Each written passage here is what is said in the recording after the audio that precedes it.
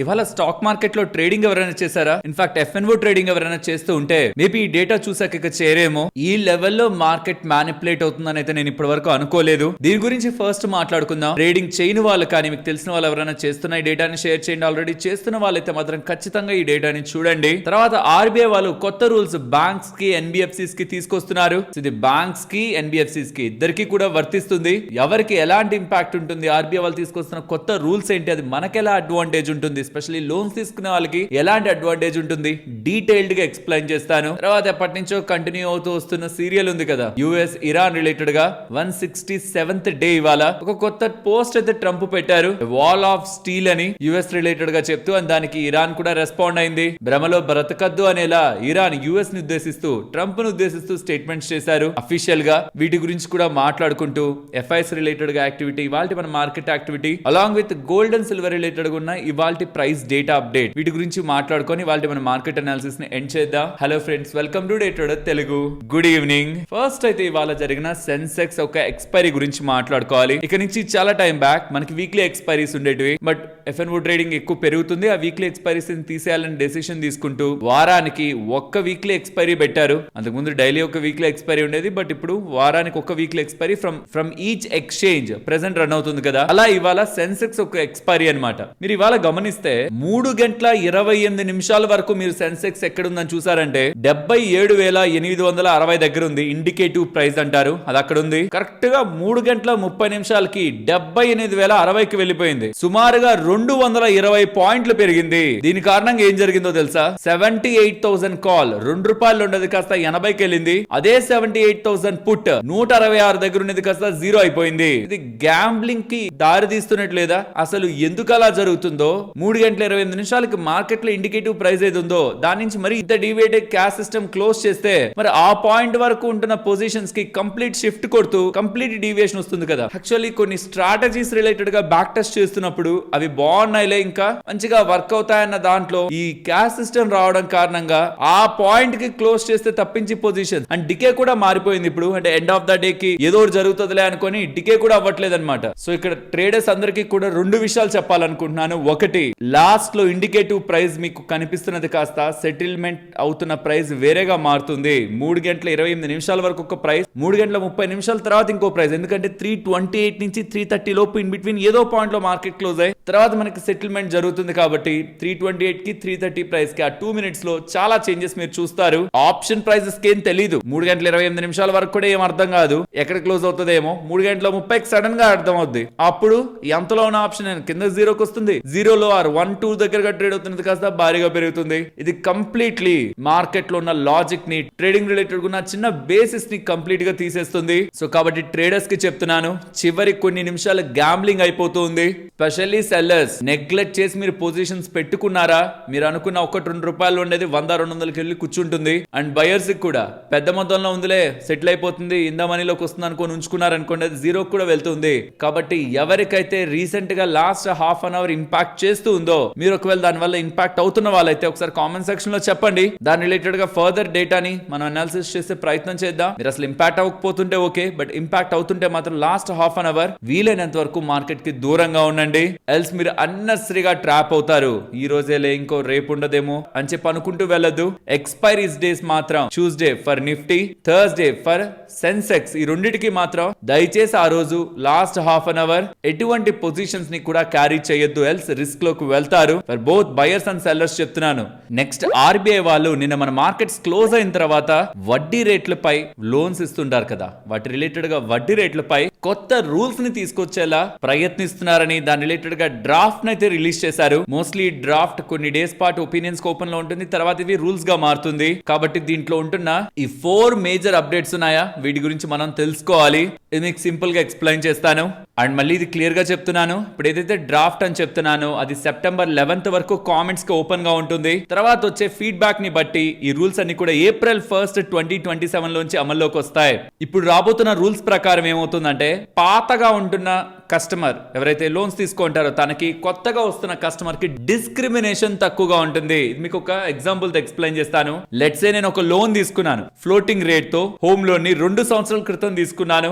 Bench mark ఆ point లో 6% ఉండేది, స్ప్రెడ్ 3% ఉండేది. 6+3 అంటే ఇదే కదా మనకి ఒక ఇంట్రెస్ట్ రేట్ డిసైడ్ చేయడానికి. బెంచ్ మార్క్ ప్లస్ బ్యాంక్ ఒక స్ప్రెడ్ పెట్టుకుంటది, రెండు కలిపితే మనకి ఇంట్రెస్ట్ రేట్ అవుతుంది. సో బెంచ్ మార్క్ ఆల్రెడీ ఉంటున్నది 6% అండ్ బ్యాంక్ తను లాభం చూసుకొని ఒక 3% స్ప్రెడ్ పెట్టుకొని 9% వడ్డీ రేట్ కి నాకు హోమ్ లోన్ ఇస్తే నేను ఆల్రెడీ వాళ్ళ కస్టమర్ అయిపోయాను కదా. ఇక నన్ను ఎంటర్టైన్ చేయాల్సిన అవసరం బ్యాంకుకి ఏంటి? నన్ను పక్కన పెట్టి కొత్త కస్టమర్ని అట్రాక్ట్ చేయడానికి బెంచ్ మార్క్ ఏమో అక్కడే ఉంది, 6% దగ్గరే ఉంది, కానీ బ్యాంక్ లాభాన్ని మాత్రం 3% కాదు, ఈసారి 2% పెట్టుకుంటాను స్ప్రెడ్ అని 6+2 8%కే హోమ్ లోన్లు కొత్త వాళ్ళకి ఇస్తున్నారు అనుకోండి, దెన్ అది నాకు డిస్క్రిమినేషన్ జరుగుతున్నట్టే కదా. మీరు కొత్త కస్టమర్ అని మీకు 8% కి, నేను గతంలో ఉన్నాను కదా అని ఏముందిలే అని నా దగ్గర నుంచి 9% కలెక్ట్ చేయడం, same home loan same bank, spreads different, నా దగ్గరేమో ఎక్కువ మీ దగ్గరేమో తక్కువ, ఇది డిస్క్రిమినేట్ చేస్తున్నట్టు కదా. దీని గురించి ఆర్బీఐ వాళ్ళు అండర్ ద డ్రాఫ్ట్ ఇందులో మెన్షన్ చేస్తున్నది, non credit risk components of the spread generally can't be increased or revised for 3 years అని చెప్తున్నారు. సిబిల్ స్కోర్ ని బేస్ చేసుకొని కావాలంటే మీకు నాకు వడ్డీ రేట్ లో డిఫరెన్స్ ఇచ్చుండొచ్చు, కానీ అంతా ఒకటేగా ఉండి కూడా కొత్త కస్టమర్లు అట్రాక్ట్ చేయడానికి వడ్డీ రేట్లో మార్పు చేయడం కరెక్ట్ కాదని ఎలా ఆర్బీఐ వాళ్ళు చెప్తున్నారు. సో దీంతో ఏమవుతుంది, ఆల్రెడీ ఎగ్జిస్టింగ్ ఉన్నవాడికి ఏంటి లాభం అంటే, ఇప్పుడు ఇలా చెయ్యొద్దు అంటే ఫస్ట్ నుంచి ఉంటున్న వాళ్ళకే తక్కువ కూడా ఇవ్వడానికి ప్రయత్నిస్తారు, ఎలాగో నెక్స్ట్ వాళ్ళకి మార్చలేం కదా అని. సో ఇది ఎలాంటిదంటే, ఒక 2 షాపులు ఉన్నాయనుకోండి, ఫిక్స్డ్ ప్రైస్ అని ఒక షాప్ ఉంది, ఇంకొక షాప్ లో బార్గెన్ చేయొచ్చు అని ఉందనుకోండి. Most of the times fixed price ఉన్న దగ్గర వస్తువు రేటు అమ్మడానికి ఎంతైతే కంఫర్టబుల్ గా సెల్లర్ ఉంటాడో దానికి కొంచెం ఎక్కువలో పెట్టుకుంటారు. బార్గెన్ చేయొచ్చు అన్న దగ్గర ఎలాగో మనం బార్గెన్ చేస్తాం కదా అని అధిక రేటే పెట్టి అమ్మే ప్రయత్నం చేస్తారు. సో ఖచ్చితంగా దీన్ని మార్చకూడదు, సర్టెన్ టైం పీరియడ్ పాటు అని బ్యాంక్స్ చెప్పేస్తే ఎలాగో మార్చలేం కదా, డిస్క్రిమినేట్ చేయకూడదు కదా అని పెట్టే రేటే మంచి రేటు పెట్టే అవకాశం ఉంటుంది. సో ఇది ఒక advantage. Next floating rate borrowers కి బెంచ్ మార్క్ చేంజెస్ అనేది ఫాస్టర్ గా ఇవ్వాలని ఆర్బీఐ చెప్తుంది. లెట్స్ సే మన బెంచ్ మార్క్ ఇందాక ఎగ్జాంపుల్, బెంచ్ మార్క్ 6%, స్ప్రెడ్ 2%, కలిపితే 8% కి మీకు లోన్ వచ్చింది అనుకోండి.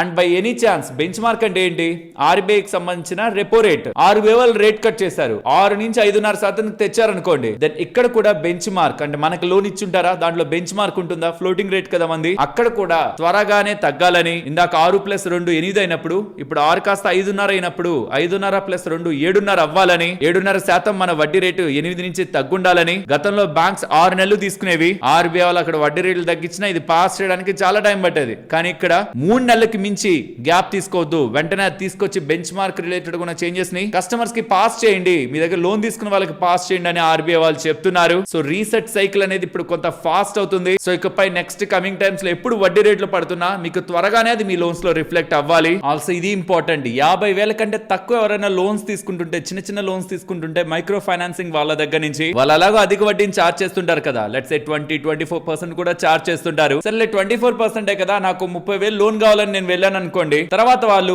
ఆ వడ్డీ రేట్ తో పాటు ప్రాసెసింగ్ ఫీజ్ అని, ప్లాట్ఫామ్ ఫీజ్ అని, కంపల్సరీ ఫీజులని, స్టాంప్ డ్యూటీలని, ఆ ఛార్జీలని, ఈ ఛార్జీలని ఇంకా ఎక్స్ట్రా వేసారనుకోండి, తీసుకునేది చిన్న లోన్, కట్టేది పెద్ద వడ్డీ, మళ్ళీ ఎక్స్ట్రా ఛార్జెస్ ఏంటి. కాబట్టి ఏపీఆర్ సీలింగ్ ని తీసుకొచ్చి అంటే ఇంతకు మించి ఆ ఇంపాక్ట్ తీసుకునే అతని మీద పడద్దు అనేలా డెసిషన్ ని తీసుకురాబోతున్నారు. సో చిన్న చిన్న లోన్స్ తీసుకునే వాళ్ళకి ఇది మంచి విషయం. ఇవన్నీ కూడా ఆర్బీఐ చేస్తున్న ఈ చేంజెస్ అన్ని కూడా సమ్వేర్ ఆర్ అదర్ మనకి బెనిఫిట్ చేసేలానే ఉన్నాయి. బ్యాంక్స్ కి అడ్వాంటేజ్ అయితే ఉండదు, ఎన్బిఎఫ్సిస్ లో కూడా కస్టమర్స్ కి బెనిఫిట్ ఇచ్చేలా బెంచ్ మార్క్ నుంచి డిస్కౌంట్లు పెట్టి మరి లోన్ ఏవైతే నడుస్తున్నాయో, పిఎల్ఆర్ లోంచి డిస్కౌంట్లు ఇచ్చి మరి నడుస్తున్నాయో వాటిని కూడా బంద్ చేయడానికి ఆర్బీఐ వాళ్ళు ఈసారి సర్క్యులర్ లో అప్డేట్ అయితే చేశారు. సో ఇవన్నీ కూడా ఓవరాల్ గా కూడా కన్స్యూమర్ కి బెనిఫిట్ ఉంటున్నాయి. బ్యాంక్స్ కి కొంచెం ఇంపాక్ట్ కనిపిస్తుంది, ఎన్బిఎఫ్సిస్ కి బిజినెస్ పరంగా ఇంపాక్ట్ కనిపిస్తుంది, కానీ స్ట్రక్చరల్ ఇంపాక్ట్ కాదు. మైక్రో ఫైనాన్సింగ్ ఎవరైతే సిబిల్ స్కోర్ తక్కువ ఉన్నా సరే లోన్స్ ఇస్తుంటారో, అదర్ ఫీజులను కలెక్ట్ చేసి మార్జిన్లు పెంచుకుంటుంటారో వాళ్ళకి ఇంపాక్ట్ అయితే క్లియర్ గా ఉండే అవకాశం ఉంది. నెక్స్ట్ యుఎస్ ఇరాన్ గురించి మాట్లాడుకోవాలి. అమెరికా ప్రెసిడెంట్ ట్రంప్ నిన్న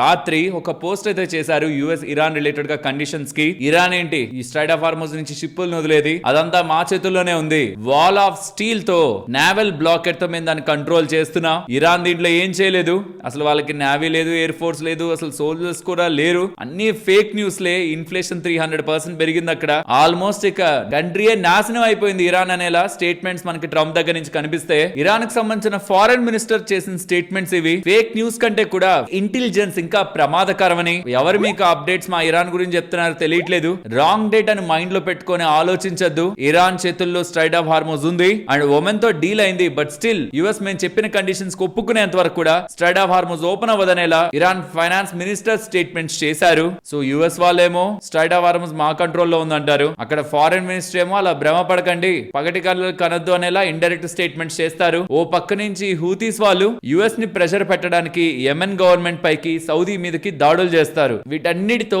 స్ట్రైట్ ఆఫ్ హార్మోజ్ రిలేటెడ్ గా షిప్స్ పాస్ అవుతున్న డేటా 3 month లో ప్రెసెంట్ అయితే ఉంది. సో ఓవరాల్ అన్సర్టనిటీ అయితే ఆ ఏరియాలో అయితే నెలకొంది. అది ఇండైరెక్ట్ గా మార్కెట్ రిలేటెడ్ గాను కొంత ప్రెషర్ పెడుతూ వస్తుంది ఈ మధ్య కాలంలో. బికాస్ అదొక్కటి లేకపోయింటే మన మార్కెట్ లో రీసెంట్ టైమ్స్ లో వస్తున్న నెంబర్స్ కి అట్లీస్ట్ మార్కెట్ ఇంకాస్త బెటర్ ప్లేస్ లో ఉండాలి. But only because of this factor, ఎక్కడ క్రూడ్ ఆయిల్ ఎంత పెరిగిపోతుందో, ఇన్ఫ్లేషన్ ఎలా వెళ్తుందో, గ్లోబల్ గా వడ్డీ రేట్ల హైక్స్ ఆర్ ఇంట్రెస్ట్ రేట్స్ గురించి ఈ సెంట్రల్ బ్యాంక్స్ ఎటువంటి డెసిషన్ తీసుకుంటాయో. నిన్నే ఫిచ్ వాళ్ళు కూడా కామెంట్ చేస్తున్నారు కదా, BBB- రేటింగ్ ఇచ్చి సోవరిన్ రేటింగ్ మన ఇండియాకి ఇచ్చి ఈ ఇయర్ లోపు ఖచ్చితంగా ఆర్బీఐ రేట్ హైక్ చేస్తుందనేలా కాన్ఫిడెంట్ గా ఉన్నారు. బికాస్ కమింగ్ టైమ్స్ లో ఎలాగో ఎల్నినో కారణంగా, ఆల్సో ఆయిల్ కారణంగా వడ్డీ రేట్లు పెరుగుతాయి. బికాస్ ఇన్ఫ్లేషన్ ఆటోమేటిక్ గా పెరుగుతుంది కాబట్టి వడ్డీ రేట్లు పెరుగుతాయనేలా వాళ్ళ అంచనా. అండ్ సెంట్రల్ బ్యాంక్స్ గ్లోబల్ గా ఇదే రూట్ లోనే వెళ్తాయి. కమింగ్ టైమ్స్ లో వడ్డీ రేట్లు పెంచుతానే ఒక భయాలతోనే markets and gold and silver recent times లో కొంత కరెక్ట్ అయింది. అండ్ ఇది ఎటువంటి ఎండింగ్ లేని నెవర్ ఎండింగ్ సీరియల్ లా కొనసాగుతూ చిన్న చిన్న అప్డేట్స్ తో ఎవ్రీడే ఎంటర్టైన్మెంట్ గా ట్రంప్ తన సోషల్ మీడియా ద్వారా ఏదో ఒక పోస్ట్ చేస్తూ ఎంటర్టైన్ అవుతూ ఉన్నారు.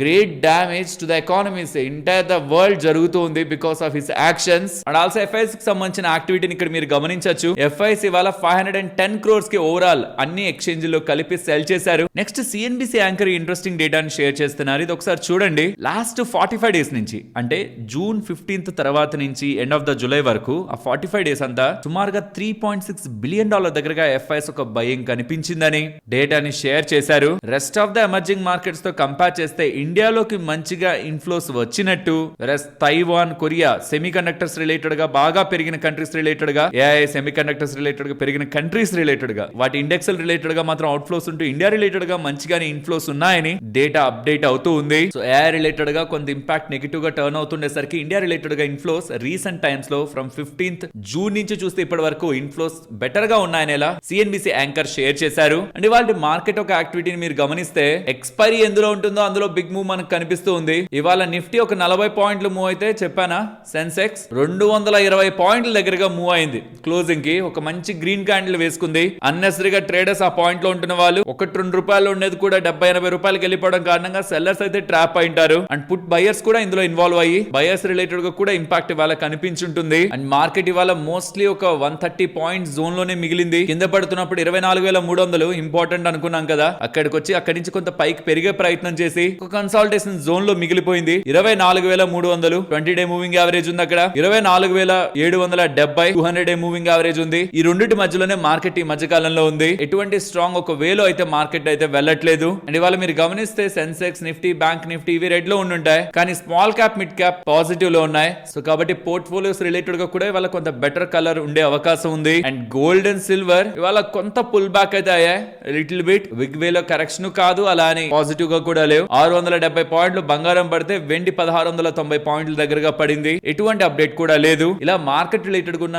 ఈ మొత్తం ఇన్ఫర్మేషన్ ని మీ వరకు సింప్లిఫై చేసి వీడియో తీసుకురావడానికి మేము ప్రాపర్ ఎఫర్ట్స్ ని పెట్టామని మీరు అనుకుంటే మన వీడియోని ఒక లైక్ చేస్తూ పెడుతున్న ఎఫర్ట్స్ ని ఎంకరేజ్ చేయండి. ఫస్ట్ జియో ఫైనాన్స్ తో స్టార్ట్ చేద్దాం. ఒక ఇంట్రెస్టింగ్ అప్డేట్ అయితే ఉంది. మీకు గుర్తుందా, ఇక్కడ నుంచి కొంత టైం బ్యాక్ జియో వాళ్ళు బ్లాక్ రాక్ వాళ్ళతో కలిసి మ్యూచువల్ ఫండ్ బిజినెస్ లోకి ఎంటర్ అయ్యారు. అండ్ అలయన్స్ వాళ్ళతో కలిసి ఇన్సూరెన్స్ బిజినెస్ లోకి ఎంటర్ అయ్యారు. మీన్స్ వీళ్ళు ఏమి ఇండివిజువల్ గా సోలోగా వెళ్ళిపోవాలనుకోవట్లేదు. గ్లోబల్ గా ఓ బిగ్ ప్లేయర్ ని పట్టుకొచ్చి వాళ్ళ ఎక్స్పర్టైజ్ ని, వాళ్ళ టెక్నాలజీని ఇంక్లూడ్ చేసి స్ట్రాంగ్ బేస్మెంట్ ని బిజినెస్ కు వేసే ప్రయత్నం చేస్తున్నారు జియో ఫైనాన్స్ రిలేటెడ్ గా. ఇదంతా ఎందుకు మాట్లాడుకుంటున్నాం అంటే, ఇప్పుడు బ్యాంక్ ఆఫ్ అమెరికా వింటూనే వచ్చుంటారు కదా ఈ పేరు.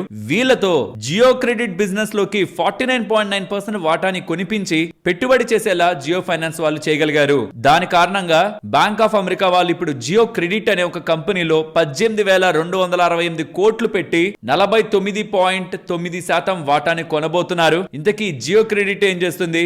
లోన్స్ ఇస్తుంది. లైక్ అన్ ఎన్బిఎఫ్సి, అదొక wholly owned subsidiary Jio finance కి, ఎన్బిఎఫ్సి లెండింగ్ సబ్సిడరీ. సో జరిగిన వాల్యుయేషన్స్ ప్రకారం జియో క్రెడిట్ వీళ్ళ లోన్స్ ఇచ్చే కంపెనీ $3.8 బిలియన్ లో వాల్యూ అయినట్టు. ఇంట్రెస్టింగ్ ప్లేయర్ నే జియో ఫైనాన్స్ వాళ్ళు తీసుకొచ్చారు. స్టాక్ ఏం పెద్దగా దీని కారణంగా పైకి పెరిగిపోలేదు కానీ బిజినెస్ పరంగా ఇది ఒక సాలిడ్ ఫౌండేషన్. నెక్స్ట్ ఇవాళ మిదాని స్టాక్ చూసారంటే భారీగా పెరిగింది కదా.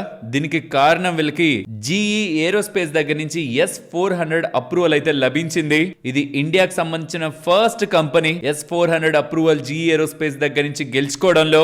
యూజువల్ గా మనకి తెలుసు మిదాని వాళ్ళు super alloys, titanium alloys and special steels related గా యూజువల్ గా వీటన్నిటిని ఎయిర్ క్రాఫ్ట్ ఇంజన్స్ లో, డిఫెన్స్ లో అండ్ స్పేస్ అప్లికేషన్స్ లో యూజ్ చేస్తుంటారు. వాటి రిలేటెడ్ గా వాళ్ళు strong player. Majority of aircrafts కి, డిఫెన్స్, స్పేస్ అప్లికేషన్స్ వీటన్నిటికి కూడా మెటల్ అనేది చాలా ఇంపార్టెంట్. ఆల్రెడీ మిదాని వాళ్ళు ఏరోస్పేస్ గ్రేడ్ మెటల్స్ ని మ్యానుఫ్యాక్చర్ చేయడంలో క్యాపబులే. కానీ ఇప్పుడు జీఈ ఏరోస్పేస్ వాళ్ళు మిదాని వాళ్ళకి సంబంధించిన లాబొరేటరీ అండ్ టెస్టింగ్ క్యాపబిలిటీస్ ని వాళ్ళకి సంబంధించిన S-400 రిక్వైర్మెంట్స్ కి సరిపడేలా ఉన్నాయని సర్టిఫై చేస్తూ ఉండడం. జీఈ ఏరోస్పేస్ అంటే గ్లోబల్ కి సంబంధించిన major aircraft engine manufacturer కదా. వాళ్ళు ఇప్పుడు వీళ్ళని ఇలా సర్టిఫై చేస్తూ ఉండడం, ఏరో ఇంజన్స్ రిలేటెడ్ గా కాంపోనెంట్స్ పరంగా కూడా వీళ్ళు ఇప్పుడు బిజినెస్ చేస్తారనేలా, ఒక కొత్త స్పేస్ ఆఫ్ బిజినెస్ వీళ్ళకి ఓపెన్ అవుతుందనేలా మార్కెట్ బిలీవ్ చేస్తూ స్టాక్ ఇవాళ పెరిగింది. బికాస్ ఎయిర్ క్రాఫ్ట్ ఇంజన్స్ అనేవి ఎక్స్ట్రీమ్ టెంపరేచర్స్ లో రన్ అవుతాయి. Extreme temperatures, pressures and mechanical stress లో అలాంటి వాటికి కూడా వీళ్ళు ఇప్పుడు సూపర్ అలాయ్స్ తో సర్వీసెస్ ని అందించబోతున్నారనేలా మార్కెట్ అయితే బిలీవ్ చేసింది. బికాస్ సింపుల్ గా ఒక మెటల్ ని తీసుకొచ్చి మనం జస్ట్ అలా వేసేయలేమన్నమాట. అదే ఒక mechanical, metallurgical and chemical treatment కి అండర్గో అయిన తర్వాతే ఎయిర్ క్రాఫ్ట్ ఇంజన్స్ రిలేటెడ్ గా మెటల్ ని వాడతారు. అందులో ఇప్పుడు దీనికి మిదాని వాళ్ళకి సర్టిఫికేషన్ జీఈ ఏరోస్పేస్ ఇస్తూ ఉండడం బిజినెస్ ఈ స్పేస్ లో కూడా వీళ్ళకి ఎవాల్వ్ అవుతుందనేలా అర్థం అవుతుంది. అదే స్టాక్ ఇవాళ ఇంతలా సడన్ గా పెరగడానికి ప్రధానమైన కారణం L&T వాళ్ళ అప్డేట్ చూడండి. L&T వాళ్ళకి ఏఐ బిజినెస్ ఉందన్న విషయం తెలుసు కదా. Vyoma.ai వాళ్ళు ఇప్పుడు ఇండియాకి సంబంధించిన largest single cluster AI infrastructure establish చేయబోతున్నారంట వాళ్ళ చెన్నై క్యాంపస్ లో. ఇది ఎన్విడియాకి సంబంధించిన B300 AI ఫ్యాక్టరీ అని. దీని రిలేటెడ్ గా వీళ్ళకి ఒక మెగా ఆర్డర్ లభించినట్టు. For US based AI cloud innovator phase 1 లో 250 మెగావాట్ కెపాసిటీతో వీళ్ళు ఇప్పుడు దీన్ని బిల్డ్ చేయబోతున్నట్టు. ఇది ఇండియాకి సంబంధించిన ఏఐ ఇన్ఫ్రాస్ట్రక్చర్ ని స్ట్రెంథన్ చేస్తుందని వ్యోమా వాళ్ళు, ఎన్విడియాకి సంబంధించిన ఏఐ బిజినెస్ చేస్తున్న కంపెనీ వాళ్ళు అప్డేట్ చేశారు. ఇందులో ఎన్విడియాకి సంబంధించిన B300 GPUs ఉన్నాయా, అవి 10,000కి దగ్గరగా ఉంటాయని. A entire AI computing facility strong గా ఎన్విడియా B300 చిప్స్ తో పవర్ అయి ఉంటుందనేలా L&T వాళ్ళు అప్డేట్ చేశారు. ఇది ఇండియాకి సంబంధించిన largest single cluster AI infrastructure. ఇప్పుడు షేర్ చేసిన ఇన్ఫర్మేషన్ మీకు వాల్యుబుల్ గా అనిపించిందా? అనిపిస్తే మన వీడియోని తప్పకుండా లైక్ చేయండి. నాగార్జున గారిది రీసెంట్ టైమ్స్ లో యాడ్ కొంత పాపులర్ అయింది కదా, వన్ ఫింగర్ రెవల్యూషన్ అని. పర్సనల్ గా నేను ఏదో ఒక బిగ్ అనౌన్స్మెంట్ అని ఎలా అనుకున్నాను, కానీ ఇది చూస్తే క్యాప్స్టన్ వాళ్ళు ఉన్నారు కదా, స్టాక్ మార్కెట్ లో లిస్ట్ అయిన కంపెనీ, వాళ్ళు కూడా ఈ అర్బన్ కంపెనీ లాగా ఇన్స్టెంట్ సర్వీసెస్ ని, ఇళ్లలో ఎవరికైనా వర్క్ కావాలనుకుంటే సర్వీసెస్ కి మనుషుల్ని పంపిస్తూ ఉంటారు కదా, హవర్లీ బేసిస్ లో పేమెంట్ చార్జ్ చేస్తూ, ఆ సర్వీసెస్ ని క్యాప్స్టన్ వాళ్ళు లాంచ్ చేస్తున్నట్లు అప్డేట్ చేస్తున్నారు. ఆల్రెడీ దాని రిలేటెడ్ గా 1,00,000 ఆర్డర్లు ఒకే రోజు సంపాదించి రికార్డు సృష్టించామనేలా అర్బన్ కంపెనీ వాళ్ళు అప్డేట్ చేశారు. కానీ స్టిల్ ఇంకా అది వాళ్ళకి ప్రాఫిటబుల్ కాదు. హెవీ స్పెండింగ్ చేస్తూ స్టిల్ ఇంకా వాళ్ళు దాని రిలేటెడ్ గా ఒక్కొక్క ఆర్డర్ పైన లాస్ నే చూస్తున్నారు. దాని తర్వాత మార్కెట్ షేర్ గెయిన్ అయ్యి అడ్వాంటేజ్ పొందామని. కానీ ఇప్పుడు కొత్త ప్లేయర్స్ కూడా యాడ్ అవుతుండేసరికి ఇంకా ఇంటెన్సిఫై అవుతుంది. ఇది మార్కెట్ లో లిస్ట్ అయిన కొంత చిన్న కంపెనీ, 1,800 కోట్ల మార్కెట్ క్యాపిటల్ ఉండే కంపెనీ అని రీసెంట్ గా నెంబర్స్ ని పోస్ట్ చేసింది. బట్ ఇప్పుడు వీళ్ళు ఎక్స్చేంజెస్ కి అయితే అఫీషియల్ గా డిక్లేర్ చేశారు దట్ నాగార్జున గారిని బ్రాండ్ అంబాసిడర్ గా పెట్టుకొని వీళ్ళు ఇప్పుడు బిజినెస్ ని రన్ చేయబోతున్నట్టు. మరి చూడాలి అర్బన్ కంపెనీ అండ్ ఇతర వాటికి వీళ్ళు ఎలా కాంపిటీటర్ గా నిలబడి బిజినెస్ ని ఆర్ మార్కెట్ షేర్ ని గెయిన్ అవుతారని. అండ్ ఒక బిగ్ అప్డేట్ మనకి ఇండియన్ ఎయిర్ ఫోర్స్ దగ్గర నుంచి కనిపిస్తూ ఉంది. గవర్నమెంట్ ఆఫ్ ఇండియా వాళ్ళు, స్పెషల్లీ డిఫెన్స్ మినిస్ట్రీ వాళ్ళు 1,00,000 కోట్లకు విలువ చేసే ట్రాన్స్పోర్ట్ ఎయిర్ క్రాఫ్ట్లు ఉంటాయి కదా, వాటి రిలేటెడ్ గా ఆర్డర్స్ ని వదిలేయాలి. Almost 60 multi role transport aircraft carriers related గా టెండర్స్ ని పిలుస్తున్నట్టు. ఇందులో టాటా, మహీంద్రా, HAL వీళ్ళందరూ కూడా పోటీ పడి ఈ ఆర్డర్స్ లో పాల్గొంటున్నట్లు మనకి కనిపిస్తుంది.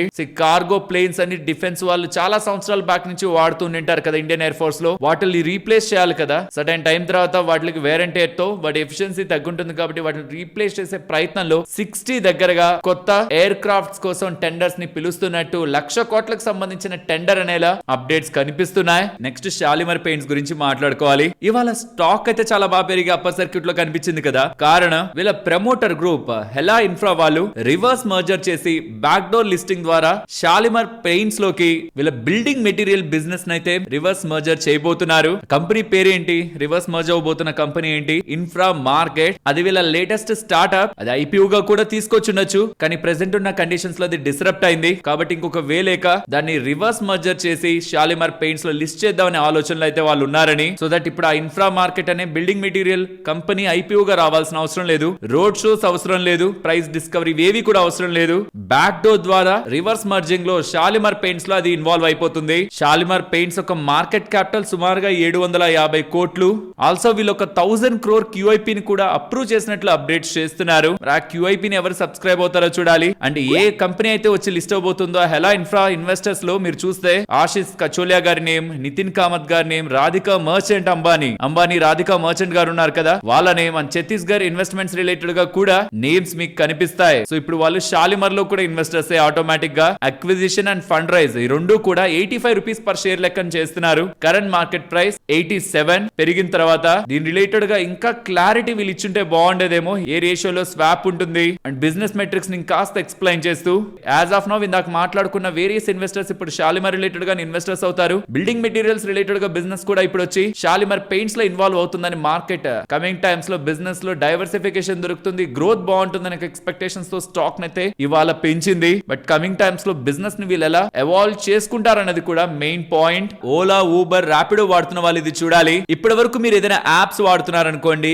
ఈ రైడ్స్ ని బుక్ చేసుకునే యాప్స్, అందులో మీకు ఒకవేళ ఏదైనా టిప్ ఇవ్వాలనుకుంటున్నారా అని స్టార్టింగ్ చూపిస్తుంటుంది కదా, +10, 20, 30, 40, 50 అలా. అది స్టార్టింగ్ లో చూపించకూడదని, ఓన్లీ ట్రిప్ అంతా ఎండ్ అయ్యాకే కనిపించాలని. సో ముందుగానే టిప్ ఇస్తే త్వరగా మన రైడ్ యాక్సెప్ట్ అవుతుందని చాలా వరకు టిప్స్ ని పెంచుతూ ఉంటారు. కానీ అలా చెయ్యొద్దని, త్వరలోనే దాన్ని తీసేసేమని ఓలా, ఊబర్, ర్యాపిడో వాళ్ళకి గవర్నమెంట్ ఆఫ్ ఇండియా చెప్పడం జరిగింది. ఇది అడ్వాంటేజా డిసడ్వాంటేజా మీరే చెప్పాలి. ఎందుకంటే ఏదైనా అర్జెన్సీ ఉంటున్న టైంలో మన రైడ్ యాక్సెప్ట్ అవ్వకపోతుంటే ఆ టిప్ ని పెంచి రైడ్ యాక్సెప్ట్ అయ్యేంత వరకు, మన అవసరాన్ని బట్టి రైడ్ యాక్సెప్ట్ అయ్యేంత వరకు పెంచేవాళ్ళు. బుక్ అయిన తర్వాత వర్క్ కి వెళ్లేవాళ్ళు. కానీ ఇప్పుడు ఒకవేళ రైడ్ యాక్సెప్ట్ అవ్వకపోతుంటే ఇప్పుడు ఇది తీసేస్తే దెన్ ఖచ్చితంగా క్యాబ్ కావాలనుకున్న వాళ్ళు ఇంకే ఆప్షన్ చూడాలన్నది మెయిన్ క్వశ్చన్ అవుతుంది. బట్ ఇది తీసేసేయడం కారణంగా మళ్ళీ రివైజ్ అవుతుందిలే, మళ్ళీ ప్రైస్ పెరుగుతుందిలే అని క్యాబ్ డ్రైవర్స్ కూడా వెయిట్ చేయకుండా ఉంటారు. ఆటో, క్యాబ్ ఎవరైనా వెయిట్ చేయకుండా ఉంటారు. సో ఇకపై క్యాబ్స్ ఒకవేళ మనకి బుక్ కాకపోతుంటే అడిషనల్ గా డబ్బులు పెట్టి వాటిని బుక్ చేసుకునే అవకాశం టిప్స్ రూపంలో ఇచ్చి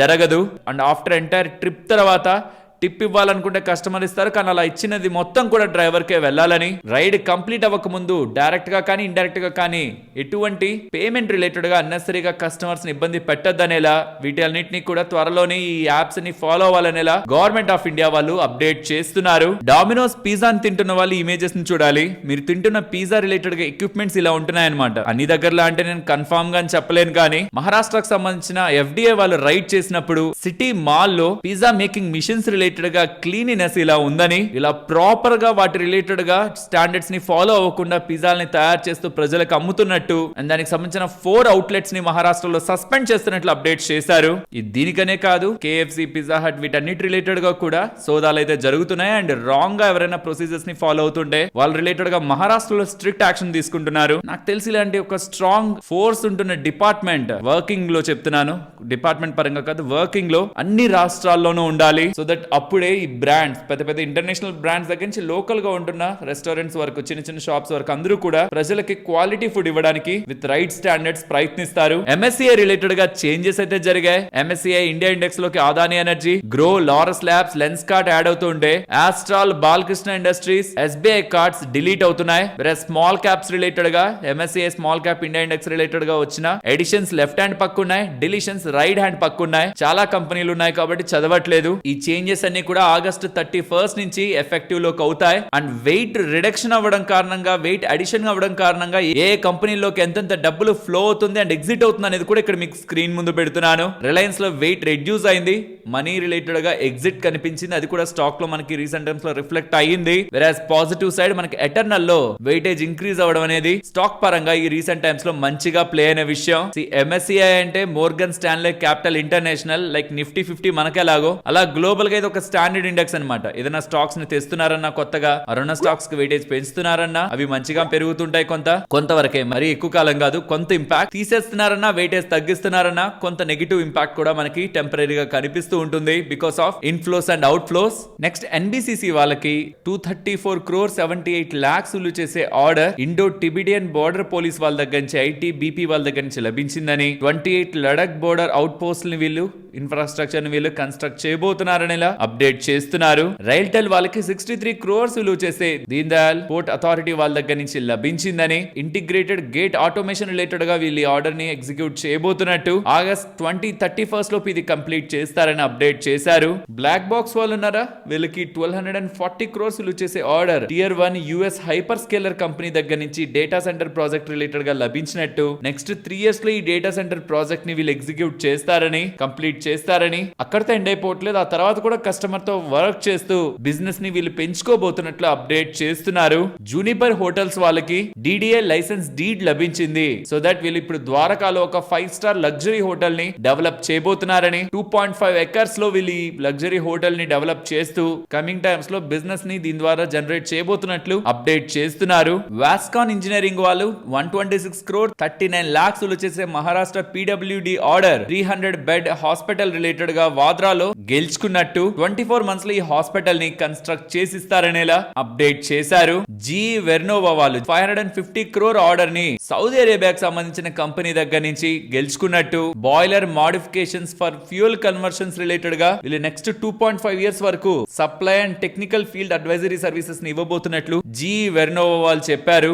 డైమండ్ పవర్ వాళ్ళు 61 crore విలువ చేసే ఆర్డర్ పూర్వాంచల్ విద్యుత్ వితరణ నిగమ్ లిమిటెడ్ వాళ్ళ దగ్గర నుంచి గెలుచుకున్నట్టు, ఇందులో భాగంగా 33 kV హై టెన్షన్ వైర్స్ ని సప్లై చేస్తారని, 250 kilometers రిలేటెడ్ గా ఇది జనవరి 2027 లోపు కంప్లీట్ చేసుకుంటారని అప్డేట్ చేశారు. ఆల్సో టెక్స్మాకో రైల్ వాళ్ళకి 77 crore 76 lakhs విలువ చేసే ఆర్డర్ IVC లాజిస్టిక్స్ వాళ్ళ దగ్గర నుంచి రైల్వే వ్యాగన్ సప్లై రిలేటెడ్ గా లభించిందని, 31st March 2027 లోపు ఇది ఎగ్జిక్యూట్ చేసుకుంటారని అప్డేట్ చేశారు. నెక్స్ట్ థైరోకేర్ రిలేటెడ్ గా ఇవాళ మీకు సెల్లింగ్ ప్రెషర్ కనిపించిందా? కారణం ఈ కంపెనీకి సంబంధించిన ప్రమోటర్ వాటాను అమ్మారు. సుమారుగా 1,58 లక్షల షేర్లని 9.9% ఈక్విటీని అమ్మారు. దీని కారణంగానే వాళ్ళ మీకు ప్రెషర్ కనిపించింది. మరి అమ్మేశాక ఇంకా వాళ్ళ దగ్గర వాటా ఉందా? డోకాన్ వాళ్ళ దగ్గర ఇంకా వాటా ఉందా అంటే వాళ్ళ దగ్గర 60.92% వాటా ఉంది. 9.9% అమ్మారంటే ఇంకా 51% వాటా స్టిల్ ఉంటున్నట్టే. దీంతోనే స్టాక్ లో వాళ్ళ ప్రెషర్ కనిపించింది.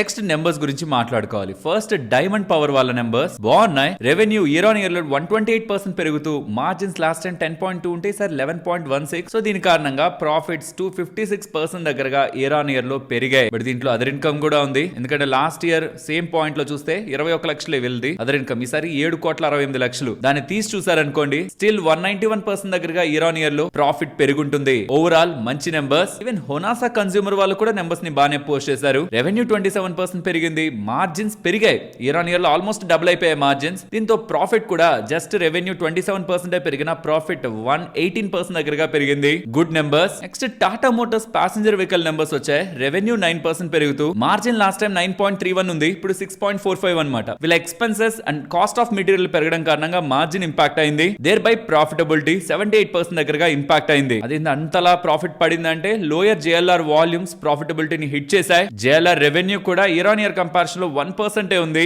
ఓవరాల్ ఎక్స్పెక్టేషన్స్ కి నెంబర్స్ బిలోనే ఉన్నాయి. టాప్ లైన్ లో గ్రోత్ ఉన్న, బాటమ్ లైన్ లో ఇంపాక్ట్ క్లియర్ గా త్రూ మార్జిన్స్ రిఫ్లెక్ట్ అవుతుంది. LG ఎలక్ట్రానిక్ వాళ్ళ నెంబర్స్ రెవెన్యూ 15% గ్రో అయింది, మార్జిన్ పెరిగింది అండ్ ప్రాఫిట్ కూడా 27% గ్రో అయింది. ఇయర్ ఆన్ ఇయర్ లో గుడ్ నెంబర్స్ ని డెలివర్ చేశారు. ప్రీమియర్ ఎక్స్ప్లోజివ్స్ వాళ్ళ నెంబర్స్ ని మీరు గమనించారంటే ఇయర్ ఆన్ ఇయర్ లో రెవెన్యూ 28% పడింది, మార్జిన్స్ డిప్ అయ్యాయి అండ్ ప్రాఫిటబిలిటీ 80% దగ్గరగా ఇంపాక్ట్ అయింది. ఎందుకు మార్జిన్స్ ఇంతలా పడ్డాయి? రా మెటీరియల్ కన్సంప్షన్ 10.3% దగ్గరగా ఇయర్ ఆన్ ఇయర్ కంపారిజన్ లో పెరిగింది. రెవెన్యూ పడినా రా మెటీరియల్ కన్సంప్షన్ పెరిగింది. ఎంప్లాయీ కాస్ట్లు 7% పెరిగాయి, అదర్ ఎక్స్పెన్సెస్ 20% పెరిగాయి అండ్ అదర్ ఇన్కమ్ 70% దగ్గరగా పడింది. 6 crore దగ్గరగా ఇన్సూరెన్స్ క్లెయిమ్ రిసీవబుల్స్ లో ఉంది. ఓవరాల్ ఆపరేషనల్లీ వీక్ క్వార్టర్ నెంబర్స్ ఈసారి రిఫ్లెక్ట్ అవుతూ ఉన్నాయి. ప్రాజ్ ఇండస్ట్రీస్ వాళ్ళ నెంబర్స్ వస్తున్నాయి. డీసెంట్ ఇయర్ ఆన్ ఇయర్ లో 12% దగ్గరగా రెవెన్యూ పెరిగింది, మార్జిన్స్ 4.2% దగ్గరగా వస్తున్నాయి. బట్ ప్రాఫిట్ చూసారంటే 119% దగ్గరగా పెరిగినట్లు కనిపిస్తుంది. Because last year same point లో వీళ్ళ అదర్ ఇన్కమ్ 8 crore అయితే ఈసారి 20 crore దగ్గరగా ఉందన్నమాట.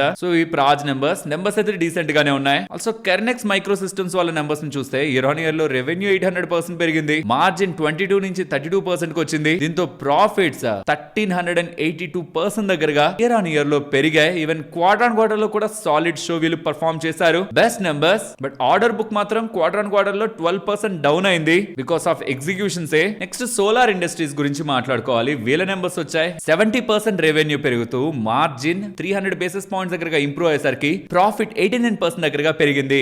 Good numbers. Even Astral numbers కూడా బాగున్నాయి. ఇయర్ ఆన్ ఇయర్ లో రెవెన్యూ 16% పెరిగింది. మార్జిన్ 14.3 నుంచి 15.5 కి ఇంప్రూవ్ అవడం కారణంగా ప్రాఫిట్ 51.8% కి ఇంప్రూవ్ అయింది. బాగున్నాయి. వాల్యూమ్ గ్రోత్ ఫ్లాట్ గా ఉంటున్న వాల్యూ గ్రోత్ 10% దగ్గరగా ఇంప్రూవ్మెంట్ ఉంది.